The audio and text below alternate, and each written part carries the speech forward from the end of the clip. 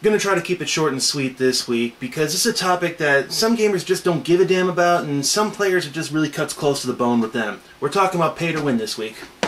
This ought to be fun.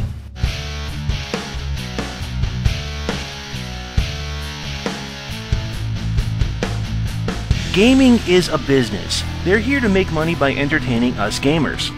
Long ago, paper games would sell rulebooks with all the info you'd need, and of course you'd need all the expansions, the Game Master screens, monster compendiums, dice. If you thought DLC is bad, you should see what Rolemaster players have to purchase. There's a reason we call that game Rule Monster. Paper gaming may seem archaic, but it really led us to where we are today with electronic gaming. It's not an understatement to say that it's a billion-dollar industry. It's also an immense crapshoot. The odds are really stacked against any game coming out and hitting it huge, so it's a huge monetary risk for any company to produce something like an MMO. Which is why it's really a shock when they announce that games are going free to play. I mean, DCUO, nobody really saw that one coming. Star Wars, The Old Republic, nobody saw that at all. So how do you make money as a gaming company if you don't charge people to play your game? Cash shop. Every free-to-play game has an in-world cash shop. It's where you buy stuff for in-game use with real-world money. A lot of it is just cosmetic items like a nice horse or a non-combat vanity pet. These can set your character apart visually, especially in a cookie-cutter world of MMOs, but there's no real impact on the gameplay. Then you get a layer deeper. Some games will start selling convenience items like more bag space or character slots. You can play without them, of course, but it makes it much easier to get along in the game faster. Then we go to games like Zynga games, the dog guys. They sell convenience items in the forms of getting credits so that you can do more stuff in-game. No, I don't play Farmville. Look, it's impossible to find the cost of these things online unless you actually sign up, and by then you're already suckered into it. Besides, I got enough addictions in my life. But are these models pay to win? Arguably, no. You can play these games without paying them a single cent and still have a lot of fun. The game will severely limit you, but you can do it. And I'm not about to fault a game for offering convenience services just to make money. The problem is when they start offering power for money, and this is where we're going to start running into people yelling at me about my opinion, but hey, this is the internet, that's pretty much what it's all about. So, let's run through a fairly common scenario. Okay, you ready, Kitty? No. Okay, cool. So let's say that a game is going to be throwing you into a situation where you really just can't normally win. I don't like where the zombies? Now let's say the only way that you can actually progress in the game is to get a specific kind of weapon, and the only way that you can get this weapon is to purchase it in the cash shop. Hey, little help here, please? What makes this different is that the only way that you can get it is to pay real-world money for it. You can't actually earn this through grinding in-world. Same thing can be said for things like vehicles and armor and such. At this point it becomes an arms race because now you're dealing with who's ever going to reach into their pocket a little bit deeper, and then you have to keep up with the Joneses, so of course in order to keep up, you gotta reach into your pocket too. A gun, maybe? A baseball bat? This is not cool! And of course the same thing goes for buying more powerful troops in a MOBA, when you buy golden bullets in a war game, or when you buy an upgraded engine in a racing game. It's all pretty much the same at that point. Oh, forget this! Say hello to my big friend! I'm done! He is not gonna be... he'll get over it. The thing is that for American gamers, this is seen as horrifyingly bad. Whereas in places like China, this is seen as normal business. They've designed their games to be money sinks, knowing full well that people will pay for it. In this IGN article, they talk about how people will pay lots of money, up to $100,000 or more, just to be on top of the leaderboard. This is really the essence of pay to win. And humans are competitive by nature. It's hardwired into our systems. And if all it's going to take us to win is to reach into your wallet a little bit deeper, well, you know, actually it's kind of worked for the Yankees so far, so why not in MMOs? Which actually brings me to the idea of our MMOs doing this kind of a thing. Yeah, they are. EA released an MMO racing game called Need for Speed World. The game says it's free to play, but it's essentially pay to win. The most powerful vehicles in any given racing class cost real-world money to get. And some of these cars have cost upwards of $50 to $100 to purchase, and many are only just rentals.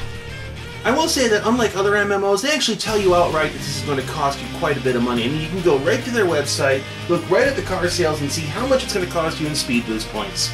Oh, what are speed boost points, you might ask? Well, allow me to elaborate while acting very badly. Take a drink. Instead of buying these things with straight cash, the first thing you need to do is buy credits, and it's never an even number. I mean, look at this. Seriously, guys? I gotta have a minor in mathematics to figure out how much something's gonna cost me in your game? Okay, I understand why they do it. It's the same reason casinos use chips.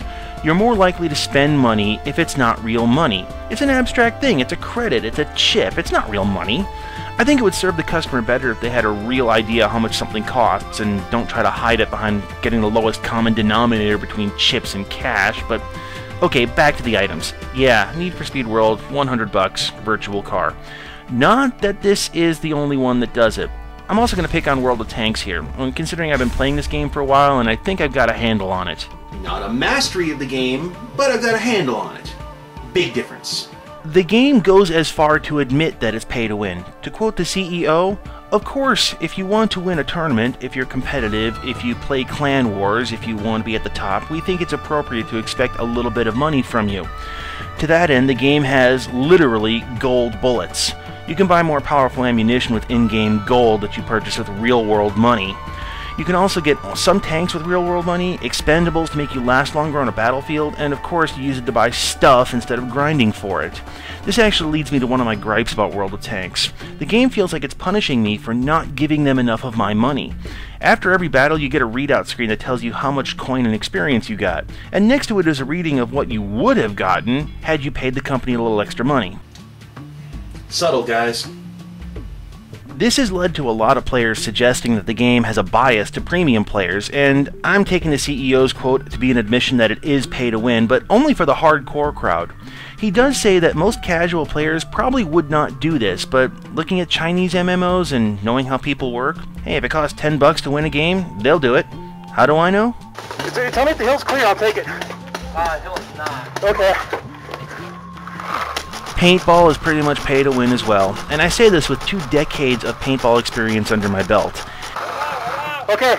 If you could enter the field willing to outspend me in raw firepower costs, you're gonna have a better chance of winning.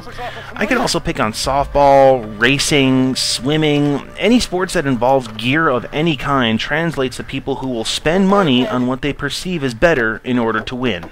Philosophy rant. From paintball to MMOs to a myriad of other things, this is entertainment. And let's face it, winning is fun. Losing, not so fun. And these companies know that, so they're willing to sell us victory because that's more fun. So this isn't really a test of skill, it's entertainment. Ironically, many of the free-to-play games that don't require you to spend money to succeed are doing just fine. And this is the weird thing about gamers. We want to play your game. We want to pay you for it too. And if we feel that the game is giving us a fair shake at victory, we'll pay for vanity or convenience items. We'll even buy the cool sword rather than grind for it, simply because we feel the game was fair about it. We'll also buy that custom paint job or that weird hair because we want to support the games that we like. Unfortunately, there's a lot of money to be made in the pay-to-win model because there's a lot of people in the world with more dollars than cents who are more than happy to trade greenbacks for the illusion of victory. You know, when I was doing sports, one of the phrases I kept on hearing from coaches is winning isn't everything, it's the only thing. Okay, if you're being paid to play and winning is your job, fine, I kinda get that. But for the recreational folks, which is what I'm kinda down to at this point, not so much. I would argue if there's such a thing as a hollow victory. Oh yeah, sure, you won, but you only won because you paid for the trophy. I would argue that a more fulfilling victory is one that you earn through dedication, through practice, and through even sheer raw luck. That can make even the ugliest victory taste like the sweetest champagne. And I understand that I'm in the minority, but I'm used to that.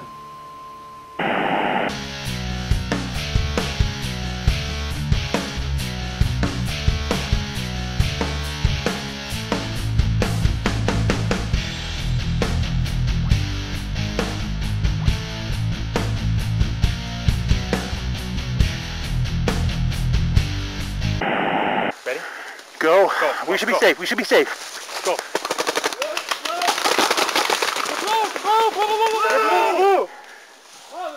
You got hit? Did he get in there, Tiger?